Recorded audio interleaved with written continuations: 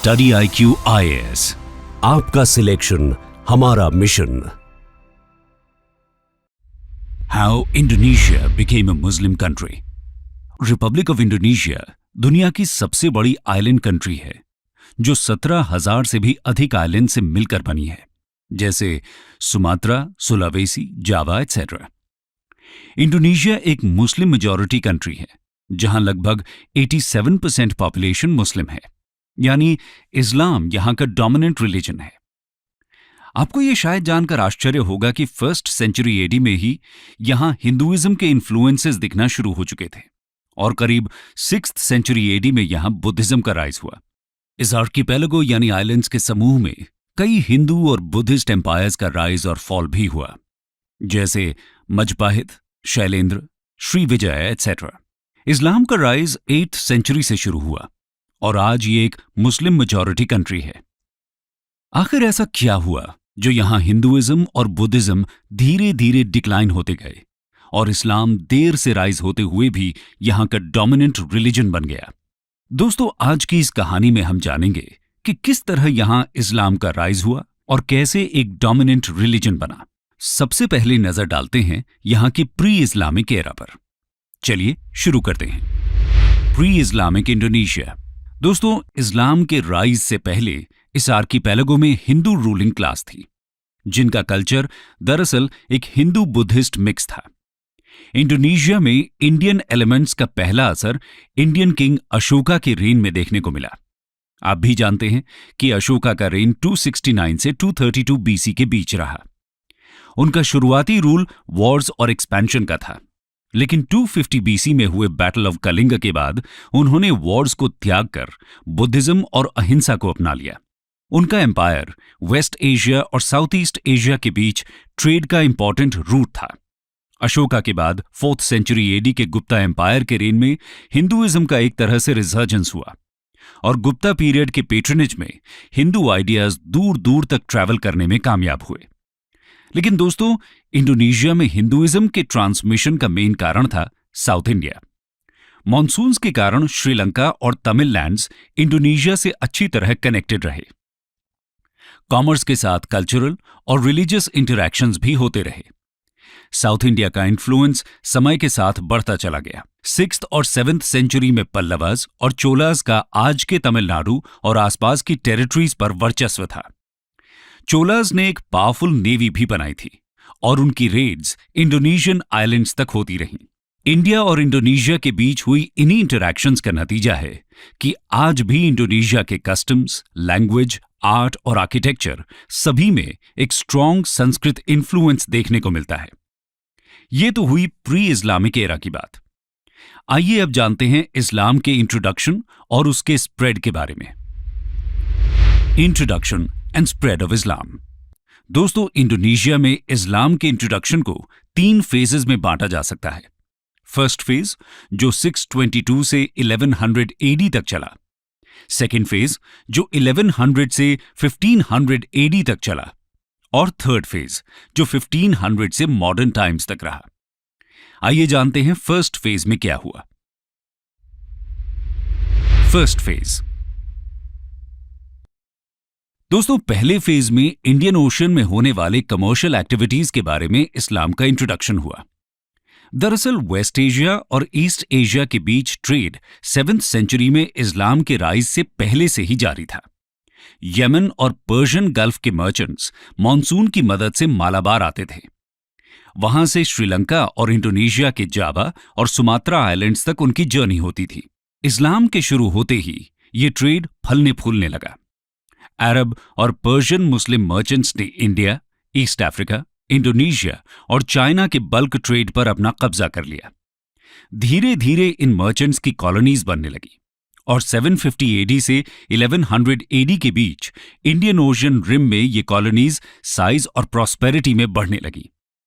कहते हैं कि इन मर्चेंट्स की ऑनेस्टी और इंटेग्रिटी देखकर इंडोनेशिया और आसपास की कंट्रीज के लोगों ने इस्लाम को एक्सेप्ट करना शुरू कर दिया। इसके अलावा इंटरमैरिजेस ने भी इस्लाम के स्प्रेड में एक बड़ा रोल प्ले किया।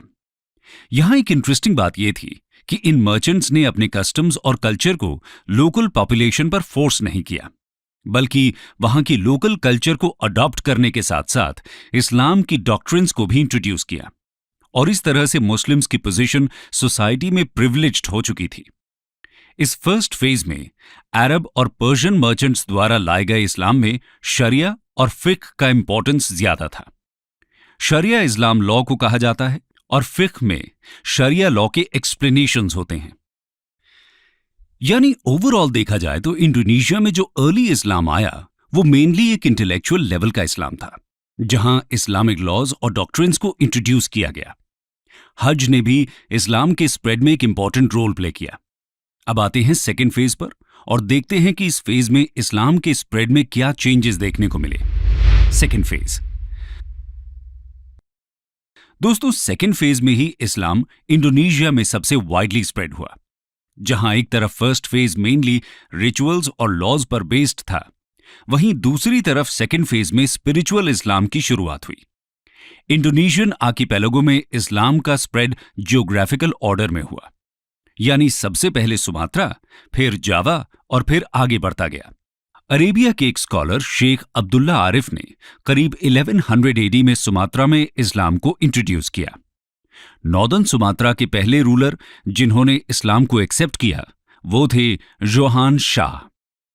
1204 में उन्होंने इस्लाम को एम्ब्रेस किया, लेकिन 1297 के रूलर सुल्तान मलिक अल सालेह के रेन में इस्लाम को मेजर बूस्ट मिला। खैर, 14th सेंचुरी में आए सूफी ऑर्डर्स ने पूरे सुमात्रा में इस्लाम को वाइड स्प्रेड रिकग्निशन दिया और उसे फैलाया। इंडोनेशिया की सिटी पसाय इस्लाम के स्प्रेड का एक इंपॉर्टेंट सेंटर बन गई। 13th और 14th सेंचुरीज के दौरान मंगोल और ततार इन्वेजन्स के चलते मुस्लिम कंट्रीज पर खतरा मंडरा रहा था। इसके चलते सूफीज, शेख्स और मर्चेंट्स इन डिस्ट्रक्शन से बचने के लिए इंडोनेशिया के फर्दर ईस्ट में माइग्रेट होने लगे और उनके साथ साथ इस्लाम का स्प्रेड इंडोनेशिया के फार ईस्ट में भी हुआ। 14th और 15th सेंचुरी में एक इंपॉर्टेंट डेवलपमेंट हुआ। इस दौरान जावा में एक हिंदू किंगडम मजपाहित का रूल था। इस किंगडम के छोटे राजा और लोकल चीफ्स के हाथ में पोर्ट्स और ट्रेड थे और बदले में वो मजपाहित रूलर को ट्रिब्यूट्स पे किया करते थे। जब वेस्ट एशिया यानी मुस्लिम वर्ल्ड और इन लोकल चीफ्स के बीच ट्रेड बढ़ने लगा तो ये चीफ्स एक एक करके इस्लाम में कन्वर्ट होने लगे और देखते ही देखते मजपाहित किंगडम एक मुस्लिम सल्तनत में कन्वर्ट हो गया। इस तरह एक एक करके इस्लाम एक आइलैंड से दूसरे आइलैंड पर स्प्रेड होता चला गया। अब आते हैं थर्ड और आखिरी फेज में। Third phase. दोस्तों, 1500 एडी से लगभग 1950 एडी तक चले थर्ड फेज में इस्लाम का कंसोलिडेशन कंटिन्यू रहा, जो सेकेंड फेज में शुरू हुआ था। न सिर्फ कन्वर्जन्स बल्कि इस फेज में कल्चर और लिटरेचर का डेवलपमेंट भी शुरू हुआ। दोस्तों, यहां पर एक चीज पर ध्यान देना जरूरी है। जब इंडिया में टर्क्स का इन्फ्लुएंस आया तो वहां एक नई लैंग्वेज का जन्म हुआ, उर्दू। लेकिन इंडोनेशिया में जब सूफीज ने इस्लाम इंट्रोड्यूस किया तो उन्होंने वहां की लोकल मलय लैंग्वेज को ही ट्रांसफॉर्म किया। उसमें नए अल्फाबेट्स इंट्रोड्यूस किए गए जिससे कुरान का प्रोनाउंसिएशन ईजी हो सके। अरबिक और फारसी वर्ड्स ने लैंग्वेज को इनरिच किया, जिसके चलते इंडोनेशिया के लोग इस्लाम की फिलॉसफी, थियोलॉजी और रैशनल साइंसेस से कनेक्ट हो गए।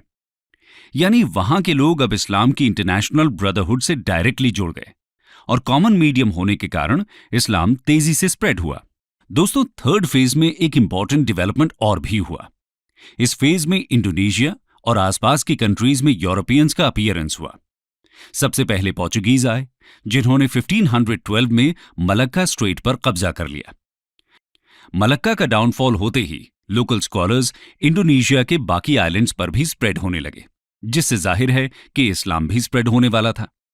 इसके बाद एक एक करके यूरोपियन पावर्स इन्वेड करती रहीं, जैसे स्पेनिश, उसके बाद डच और फाइनली ब्रिटिश इन्वेजन्स हुए। इन यूरोपियन पावर्स से इंडिपेंडेंस पाने के लिए इंडोनेशिया और मलेशिया के लोगों के बीच एक सिंगल बॉन्ड था और वो था कॉमन लैंग्वेज और इस्लाम। इससे वहां के लोगों में यूनिटी बढ़ी और इस्लाम और भी स्ट्रांग होता चला गया और 20th सेंचुरी के शुरुआत तक पूरा इंडोनेशिया आर्किपेलागो मुस्लिम डोमिनेटेड हो गया। खैर, यहां पर एक जरूरी सवाल और उठता है, वो ये कि जहां एक तरफ इंडोनेशिया में इस्लाम को एक वाइड स्प्रेड एक्सेप्टेंस मिला, लेकिन इंडिया में सिर्फ एक पार्शियल एक्सेप्टेंस ही मिला। ऐसा क्यों? दोस्तों, इसके कई रीजंस बताए जाते हैं। पहला तो ये कि भले ही इंडिया और इंडोनेशिया में इस्लाम का इंट्रोडक्शन मर्चेंट्स के थ्रू हुआ, लेकिन इंडिया में 11वीं सेंचुरी में हुए लगातार मुस्लिम इन्वेजन्स के चलते एक कड़वाहट पैदा हो गई। यहां पर रूल करने वाली सभी डायनेस्टीज का ओरिजिन इंडिया के बाहर ही था, जबकि इंडोनेशिया में वहां के लोकल रूलर्स ने ही इस्लाम को एम्ब्रेस किया। दूसरा इंपॉर्टेंट फैक्टर था लैंग्वेज। इंडिया में कोर्ट लैंग्वेज थी फारसी। यहां की नेटिव लैंग्वेजेस उर्दू और हिंदी को कोर्ट लैंग्वेज नहीं बनाया गया, जबकि इंडोनेशिया में मलय यानी वहां की नेटिव लैंग्वेज को ही ऑफिशियल लैंग्वेज बनाया गया और उसी का ट्रांसफॉर्मेशन हुआ, जिसके चलते वहां के नेटिव लोग उससे और अच्छी तरह से जुड़ पाए। तीसरा फैक्टर था इंडिया में हिंदुइज्म का डीप पेनिट्रेशन। इंडिया में हिंदुइज्म ने बुद्धिज्म को रिप्लेस किया और साथ ही यहां पर एक रिजिड कास्ट सिस्टम डेवलप हुआ। स्कॉलर्स कहते हैं कि ये कास्ट सिस्टम इतना डीपली पेनिट्रेट कर चुका था कि और कोई भी नया रिलीजन इंट्रोड्यूस होना कठिन था। वहीं दूसरी तरफ इंडोनेशिया में कास्ट सिस्टम डेवलप नहीं हुआ था। कहते हैं कि यहां पर हिंदुइज्म राजाओं के द्वारा इंपोज किया हुआ एक टॉप टू बॉटम रूल था, यानी वहां के लोकल लोगों में हिंदुइज्म पॉपुलर नहीं हुआ था। और आखिरी रीजन था इंडिया की रीजनल डाइवर्सिटी, जहां लैंग्वेज, कल्चर और कास्ट बहुत वेरी करते थे। ऐसे में इस्लाम सिर्फ कुछ ही जगहों में लोगों को इन्फ्लुएंस कर पाया। इस ह्यूज डाइवर्सिटी के कारण हमेशा से रीजनल टेंशंस बनी रहीं, जो 18th सेंचुरी में पॉलिटिकल मिलिट्री राइवलरीज के रूप में उभर कर आईं। यूरोपियंस ने इन्हीं टेंशंस को एक्सप्लॉइट किया। वहीं दूसरी तरफ इंडोनेशिया में इस्लाम का एक्सेप्टेंस एकदम कंप्लीट था, जिसने वहां के लोगों को एक नेशनल कोहिसिवनेस और यूनिवर्सल सॉलिडेरिटी प्रोवाइड की। तो दोस्तों, ये थी इंडोनेशिया के एक ओरिजिनल नेटिव कल्चर के ट्रांसफॉर्मेशन की कहानी, जिस पर सबसे पहले हिंदुइज्म और बुद्धिज्म का इन्फ्लुएंस हुआ और फिर 13th सेंचुरी के बाद वो पूरी तरह से इस्लाम डोमिनेटेड हो गया।